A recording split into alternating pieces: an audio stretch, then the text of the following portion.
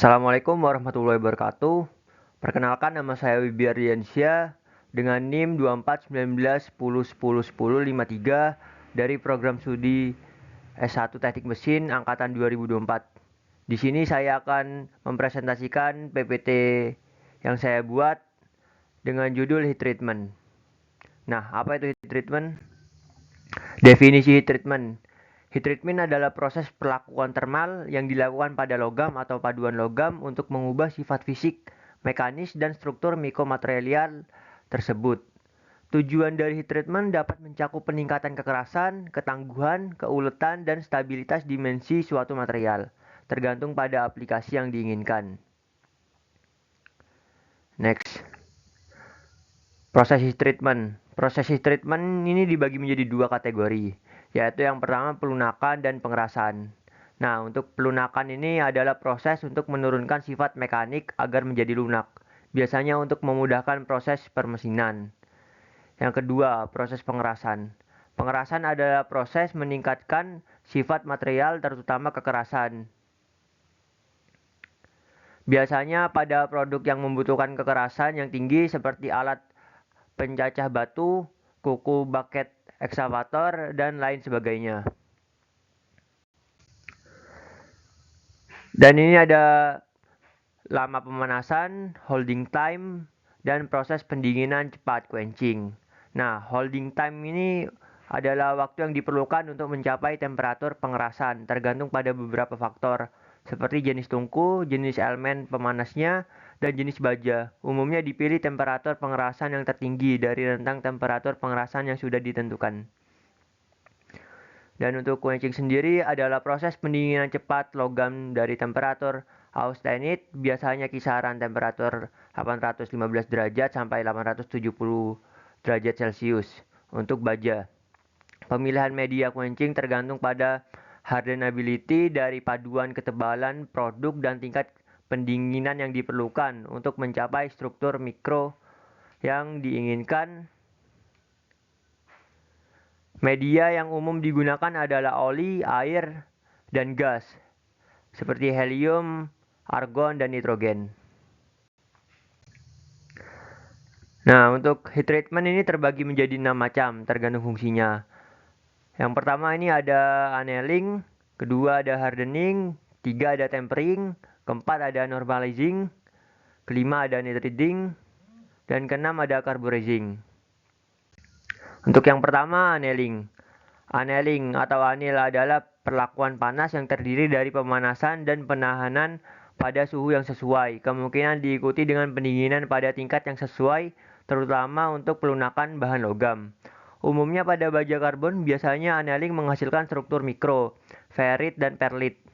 Baja karbon di annealing untuk memudahkan pengerjaan, dingin atau pemesinan, meningkatkan sifat mekanik atau listrik, atau meningkatkan stabilitas dimensi.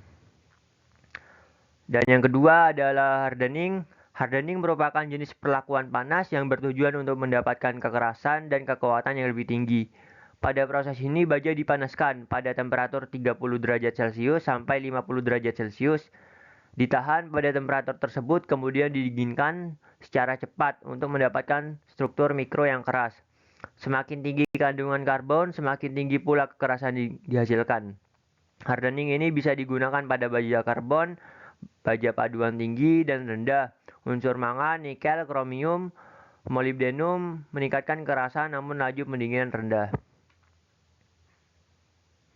Yang ketiga adalah tempering. Tempering adalah proses di mana baja yang sebelumnya di hardening atau dinormalisasi biasanya dipanaskan ke suhu di bawah suhu kritis yang lebih rendah dan dinginkan pada tingkat yang sesuai. Tujuan dari tempering adalah untuk meningkatkan keuletan, ketangguhan, meningkatkan ukuran butir matriks, menghilangkan tegangan, dan mengurangi kekerasan yang meningkat selama pengelasan. Kelima ada normalizing. Normalizing adalah proses perlakuan panas di mana pemanasan mencapai temperatur tertentu, kemudian didinginkan perlahan dengan menggunakan media pendingin udara. Tujuan utama dari normalizing adalah untuk memperoleh struktur yang homogen dan butir-butir kristal yang halus. Proses normalizing juga dapat meningkatkan atau menurunkan kekuatan dan kekerasan pada baja.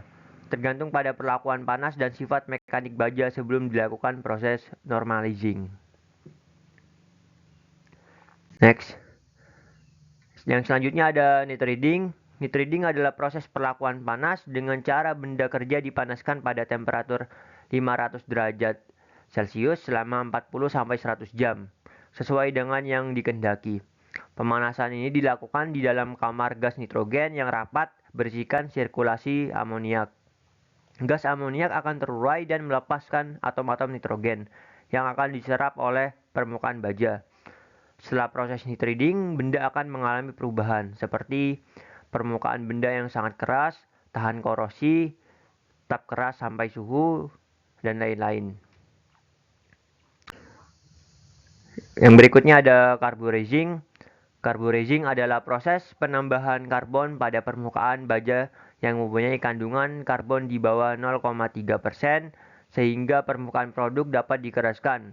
Ada 3 metode cara carburizing, yaitu carburizing media padat, carburizing media cair, dan carburizing media gas. Berikut penjelasan dari ketiga metode tersebut. Ini metode carburizing.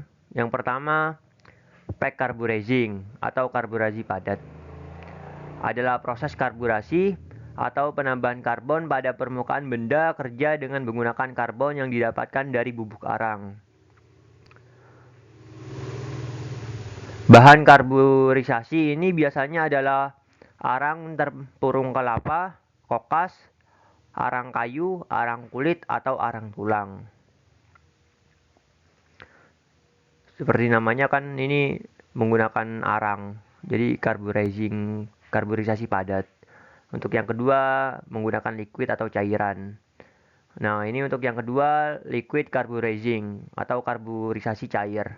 Adalah proses pengerasan baja dengan cara menyelupkan baja yang telah ditempatkan pada keranjang kawat ke dalam campuran garam sianida, kalsium sianida, atau natrium sianida. Dan yang ketiga ada gas carburizing. Karburisasi menggunakan gas adalah suatu cara karburisasi dengan menggunakan bahan karbon berbentuk gas. Berikutnya ini adalah faktor-faktor yang mempengaruhi treatment. Yang pertama ada suhu pemanasan, mempengaruhi transformasi struktur mikro. Kedua ada waktu penahanan. Waktu tahan yang lebih lama memberikan distribusi panas yang merata. Ketiga ada media pendingin, mempengaruhi laju pendinginan dan sifat akhir material. Contohnya air untuk pendinginan cepat, minyak untuk moderat. Keempat ada jenis material. Komposisi kimia material mempengaruhi bagaimana material bereaksi terhadap heat treatment. Next ada contoh aplikasi treatment.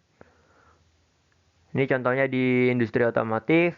Komponen mesin seperti gear dan crankshaft itu menggunakan metode heat treatment. Terus ada di industri alat potong. Contohnya seperti pisau, mata bor, dan perkakas.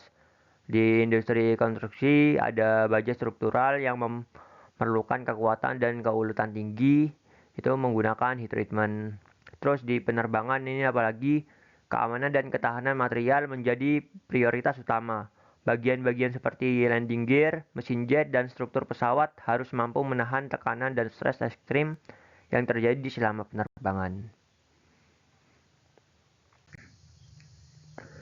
Dan itu penyampaian dari saya. Mohon maaf bila ada kekurangan. Saya akhiri. Wassalamualaikum warahmatullahi wabarakatuh.